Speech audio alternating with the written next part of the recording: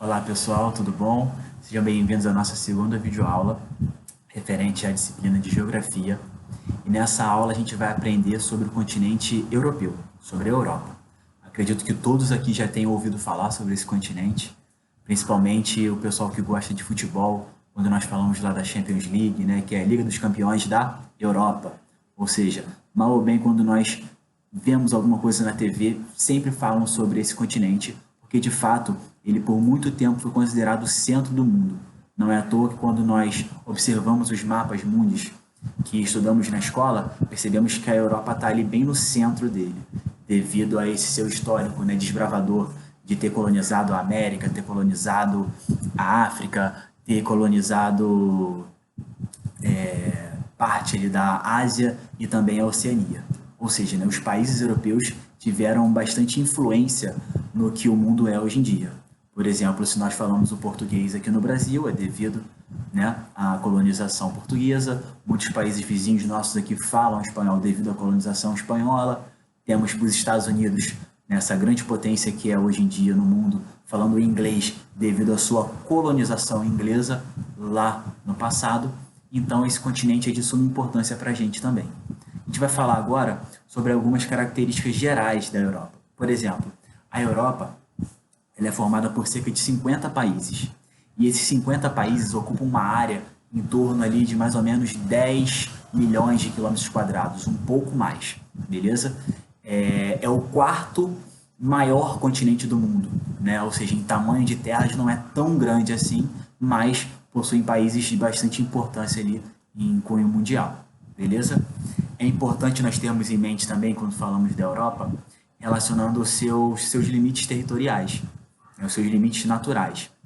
A Europa, se nós formos observá-la no mapa mundi, ela não é aquele continente clássico, como eu já mostrei para vocês algumas vezes, aquela definição clássica de continente, que é uma grande massa de terra cercada por águas. Se nós formos ver a Europa no mapa mundi, e tem alguns mapinhas que vocês vão poder dar uma olhada, não só na apostila, né, mas também no material de apoio que eu estou enviando para vocês, onde nós percebemos que a Europa ela está unida por terra junto com a Ásia. Então, do ponto de vista natural, a gente pode considerar a Europa e a Ásia um único continente. E o nome desse, né, megacontinente, né, seria Eurásia, ou seja, da união de Europa com Ásia. Daí sai o nome Eurásia. Mas, do ponto de vista cultural e histórico, os países que formam, né, esse grande continente, eles têm características bem diferentes. Por isso que nós separamos Europa e Ásia. Dessa forma, a gente consegue estudar melhor cada parte desse megacontinente. Por isso que agora, no segundo bimestre, nós vamos falar somente da Europa. E aí, perdão, né, agora no primeiro bimestre ainda, né, nessa segunda parte do primeiro bimestre, a gente vai falar sobre Europa e no segundo bimestre, aí sim, a gente vai falar sobre o continente asiático, que também é de bastante importância para a gente. Bom, então se nós formos observar os limites naturais da Europa, a gente pode pegar os pontos cardeais, né, e definir. A norte, a gente tem o Oceano Glacial Ártico. A leste, a gente tem ali os Montes Urais, o Rio Ural, as Montanhas do Cáucaso, o Mar Cáspio, como sendo os limites ali da Europa com a Ásia. A oeste, a gente tem o Oceano Atlântico e a sul a gente tem ali o Mar Mediterrâneo separando a Europa do continente africano, certo? Seguindo um pouco mais no conteúdo, a gente pode perceber também que dois países na Europa possuem terras tanto no continente europeu como no continente asiático. Esses dois países são a Rússia e a Turquia. Por possuírem terras em dois continentes, esses países são chamados de transcontinentais, ou seja, né, transpassam os limites continentais. Então, dessa forma, né, tanto a Turquia como a Rússia possuem terras em dois continentes, logo são países transcontinentais. Beleza? Essa primeira parte, como eu falei, são características gerais do continente europeu. A partir de agora, a gente vai ver na matéria que foi produzida para vocês um ponto falando sobre a regionalização da Europa. O que significa regionalizar? Regionalizar é dividirmos algo de acordo com alguma característica. E aí a gente pode perceber que a Europa ela foi dividida principalmente em Europa Ocidental e Europa Oriental. A Europa Ocidental ela é formada pelos países que lá na Segunda Guerra apoiaram os Estados Unidos, apoiaram o grupo capitalista. Então são formados por países como o Reino Unido, né, a Inglaterra, França, Alemanha, Portugal, Espanha, ou seja, países que nós conhecemos, né, basicamente os mais famosos, podemos dizer assim, da Europa. Já a Europa Oriental, ela é formada basicamente por países que pertenciam à antiga União Soviética, que nós já vimos lá no oitavo ano, quando falamos sobre Guerra Fria, né? E quando a União Soviética foi dissolvida, esses países se tornaram independentes e aí formam hoje em dia o bloco ali da Europa Oriental. Tem mais no nosso conteúdo, beleza?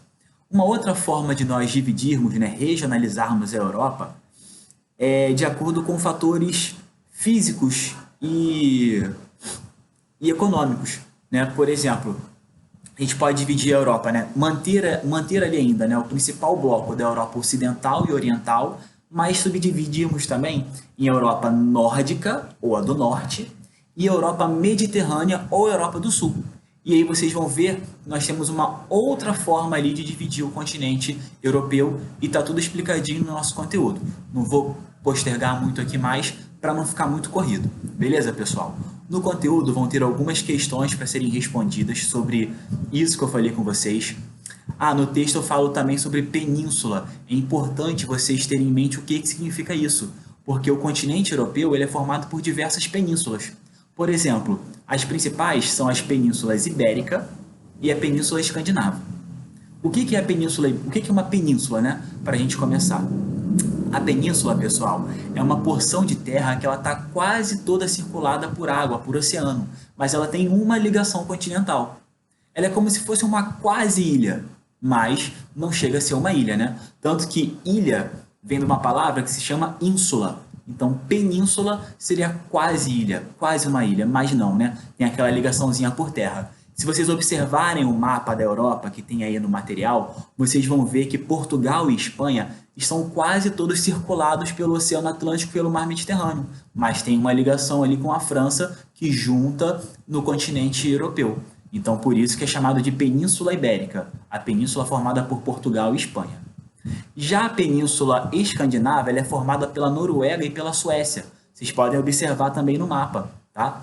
E a Península Escandinava, ela está ali também quase toda circundada pelo Mar do Norte, pelo Oceano Atlântico, pegando uma parte também lá no norte, no extremo norte da Europa, do Oceano Glacial Ártico, mas tem uma ligação ali com a Finlândia e aí também, né, faz a ligação continental, ou seja, quase todos os seus lados circulados por água, mas tem uma ligação continental. Então isso que é uma península, pessoal, beleza? Prestem atenção nisso. Bom, então como eu ia falando aqui agora, a gente vai chegar nos exercícios. É importante vocês terem todos esses conteúdos em mente. E nesses exercícios vão ter questões também sobre o continente africano, tá? Importante lembrar, enquanto nós estávamos tendo aula ainda, eu falei com vocês sobre o continente africano, tem um conteúdo no caderno, tem a primeira videoaula também que eu falei com vocês sobre o continente africano e vai ser importante também para a resolução desses exercícios. Então prestem atenção, vai ser importante fazer tudo isso direitinho para a gente ter nossa nota do primeiro bimestre. Tá bom, pessoal? Espero que vocês estejam bem, fiquem em casa e até a próxima videoaula, tá bom? Tchau, tchau, até mais.